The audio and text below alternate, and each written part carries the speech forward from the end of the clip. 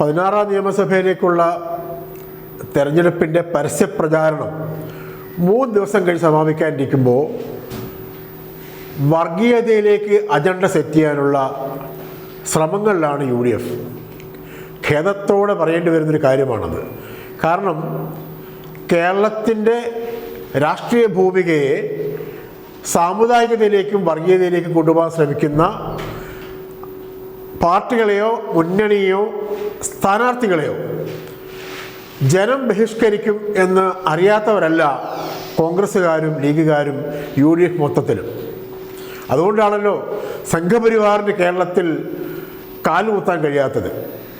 പക്ഷേ പേരാമ്പ്രയെ ഒരു പ്രതീകമാക്കി മാറ്റിക്കൊണ്ട് സാമുദായിക രാഷ്ട്രീയത്തെ ഇലക്ഷൻ അജണ്ടയാക്കി സെറ്റ് ചെയ്യാനുള്ള വളരെ മോശപ്പെട്ട ശ്രമമാണ് മുസ്ലിം ലീഗിൻ്റെയും കോൺഗ്രസിൻ്റെയും അവർ നയിക്കുന്ന UDFിൻ്റെയും ഭാഗത്തു നിന്നുണ്ടാവുന്നത്. അത് കേവലം LDF സ്ഥാനാർത്ഥിയും LDF കൺവീനറുമായ TP രാമകൃഷ്ണനെ തോൽപ്പിക്കാനുള്ള ശ്രമത്തിനപ്പുറം ഒരുപാട് മാനങ്ങൾ ഉൾക്കൊള്ളുന്നതാണ്. അത് പേരാമ്പ്രയ്ക്കപ്പുറം കേരളമാകെ അവർ ചലനമുണ്ടാക്കുമെന്ന് പ്രതീക്ഷിക്കുന്ന നിഷേധാത്മകമായ നെഗറ്റീവ് പൊളിറ്റിക്സിൻ്റെ ഒരു കൃത്യമായ ഉദാഹരണമാണ്, സൂചനയാണ്. എന്തുകൊണ്ടാണെന്ന് പറയാം. ഇപ്പോൾ പേരാമ്പ്ര നിയോജക മണ്ഡലത്തിൽ മത്സരിക്കുന്ന മുസ്ലിം ലീഗിൻ്റെ നേതാവും UDF സ്ഥാനാർത്ഥിയുമായ ഫാത്തിമ തഹ്ലിയ, അവരെക്കുറിച്ച് നമുക്ക് വ്യക്തിപരമായി പരാമർശിക്കേണ്ടതില്ല. സ്ഥാനാർത്ഥികൾ അവരുടെ യോഗ്യതയ്ക്കും അവരുടെ ആശയപരമായ രാഷ്ട്രീയമായ നിലപാടുകൾക്കുമൊത്ത് പ്രചരണം നടത്തട്ടെ. അവർക്ക് ജനങ്ങളോട് പറയാനുള്ളത് അവർ രാഷ്ട്രീയമായി പറയട്ടെ. വ്യക്തിപരമായി വൈകാരികമായി ഇടപഴകാനുള്ള സ്വാതന്ത്ര്യം ഉൾപ്പെടെയുണ്ട്. അത് പാർലമെൻ്ററി ജനാധിപത്യത്തിൻ്റെ അന്തസത്തയ്ക്കും അഭിമാനത്തിനും അതിൻ്റെ ജനാധിപത്യപരമായ മൂല്യങ്ങൾക്കും നിരക്കുന്നതാകണം എന്ന് മാത്രം. ഉദാഹരണത്തിന് ഗുരുവായൂരിൽ BJP സ്ഥാനാർത്ഥി ചെയ്തതുപോലെ വർഗീയത പരസ്യമായി പച്ചയ്ക്ക് പറഞ്ഞുകൊണ്ടാവരുത് എന്ന് മാത്രം. പക്ഷേ പേരാമ്പ്രയിൽ സംഭവിച്ചത് എന്താണ്? LDFിൻ്റെ ഒരു അനൗൺസ്മെൻറ്റ് വാഹനത്തിൻ്റെ പേരിൽ വീഡിയോ ഇറങ്ങുന്നു.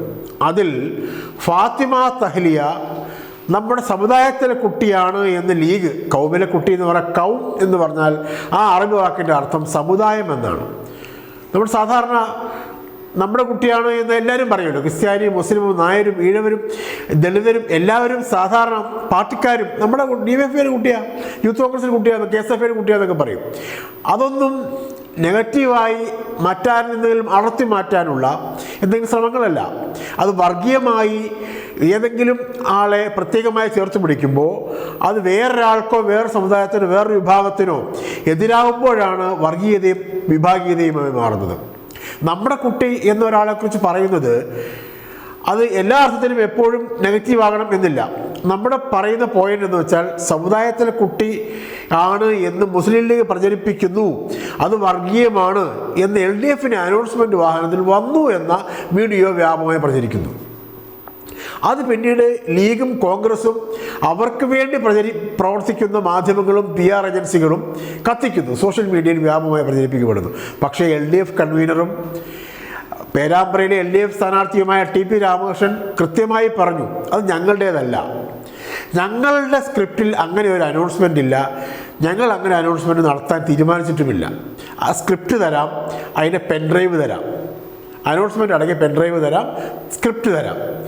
പിന്നെ ആര് എങ്ങനെ ചെയ്തു എന്ന് ഞങ്ങൾക്കറിയില്ല, ഞങ്ങൾ പരിശോധിക്കാം. LDFിൻ്റെ ഒരു തരത്തിലുള്ള രാഷ്ട്രീയമായ തീരുമാനങ്ങളിലോ അനൗൺസ്മെൻറ്റും പ്രചരണവുമായി ബന്ധപ്പെട്ട ഇടപെടലുകളിലോ നടപടികളിലോ വർഗീയതയോ സാമുദായികയോ ആളുകൾക്കിടയിൽ അത്തരം എന്തെങ്കിലും വിഭാഗീയമായ താല്പര്യങ്ങളോ വിഭാഗീയത ഉണ്ടാക്കുന്ന രീതിയിലുള്ള തീരുമാനങ്ങളില്ല. അത് സാധാരണഗതിയിൽ അറിയാവുന്ന കാര്യമാണ്. പക്ഷേ TP രാമകൃഷ്ണൻ അത് പറഞ്ഞ ശേഷവും പരാതികൾ, ബഹളങ്ങൾ, വ്യാപകമായ ക്യാമ്പയിൻ, നമ്മൾ സാധാരണ പറയില്ല ദുരുപദിഷ്ടമായ, അതായത് ദുരുദ്ദേശത്തോടു കൂടിയുള്ള ക്യാമ്പയിൻ്റെ ഒരു പ്രത്യേകത എന്ന് വെച്ചാൽ അതിനെക്കുറിച്ച് വിശദീകരണം കൊടുത്തു കഴിഞ്ഞാലും അത് തുറന്നുകൊണ്ടിരിക്കും. കാരണം ഉദ്ദേശം വേറെയാണ്. ആ ഉദ്ദേശമാണോ പേരാമ്പ്രയിൽ എന്ന് മനസ്സിലാക്കാൻ ഈ ദിവസങ്ങളിൽ ആ ക്യാമ്പയിൻ വന്ന ശേഷമുള്ള ചലനങ്ങൾ നോക്കിയാൽ മതി. സോഷ്യൽ മീഡിയയിൽ മുമ്പെന്നത്തേക്കാൾ ഫാത്തിമ തഹ്ലിയയുടെ പ്രസംഗങ്ങളും പര്യടനങ്ങളും പ്രചരിക്കപ്പെടുന്നു.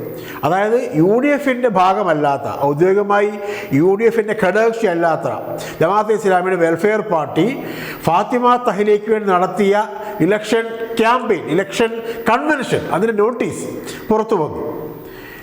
അത് പുറത്തു വന്ന ശേഷം ആ കൺവെൻഷനിൽ പങ്കെടുക്കുന്നതിൽ നിന്ന് സ്ഥാനാർത്ഥി ഒഴിഞ്ഞു. അവരെ ഹോസ്പിറ്റലൈസ് ചെയ്തു, അവർക്കെന്തോ സുഖമില്ലാതെ വന്നു എന്ന് പറഞ്ഞിട്ട് അതും വാർത്തയായി പുറത്തു വന്നു. പക്ഷേ സംഭവം എന്താണ്?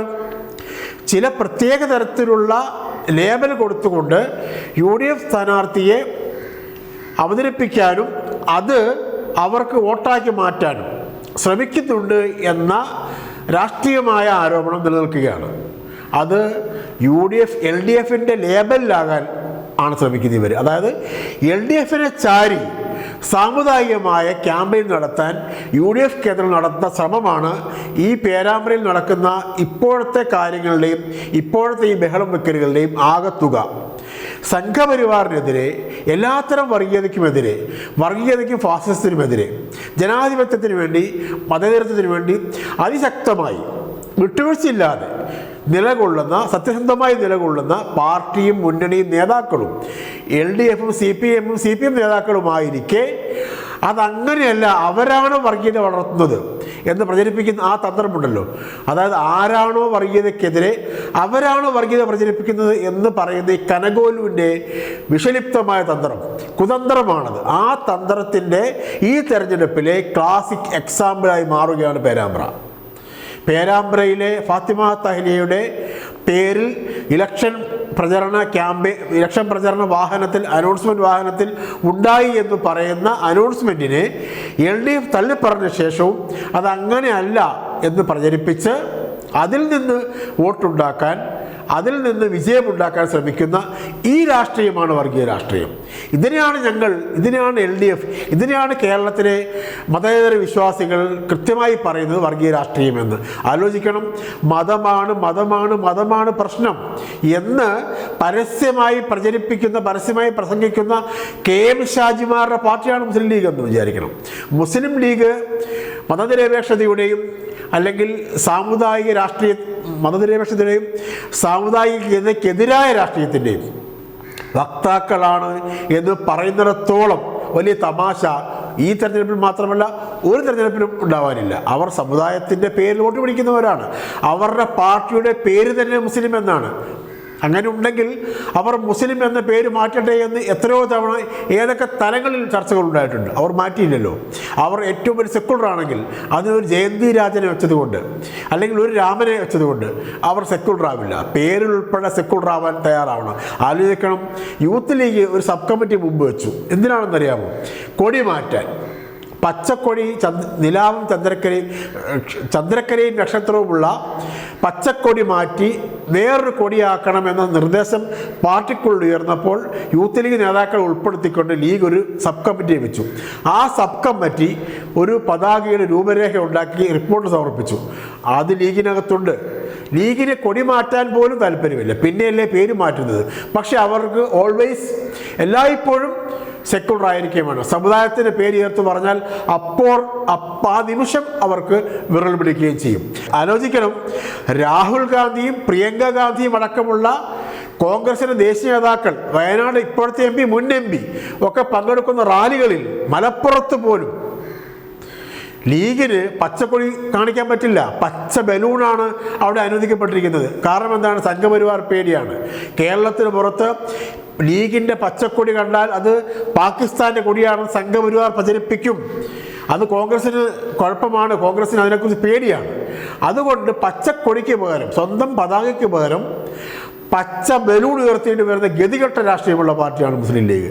ആ ലീഗാണ് ചെങ്കൊടി ഒരു കാരണവശാലും താഴെ വയ്ക്കാത്ത, അതിൽ വേറൊരു നിറത്തിൻ്റെയും മായം കലരാൻ ഒരിക്കലും അനുവദിച്ചിട്ടില്ലാത്ത ഇടതുപക്ഷത്തെയും CPMനെയും രാഷ്ട്രീയം പഠിപ്പിക്കുന്നത്. പേരാമ്പ്ര ഈ കപട രാഷ്ട്രീയത്തിൻ്റെ ഈ തെരഞ്ഞെടുപ്പിലെ ഏറ്റവും മികച്ച ഉദാഹരണമായി മാറുമെന്ന് ഇലക്ഷൻ റിസൾട്ട് വരുമ്പോൾ അറിയാൻ കഴിയും. അതിനു മുമ്പ് ചെയ്യേണ്ട ഒരു കാര്യമുണ്ട്.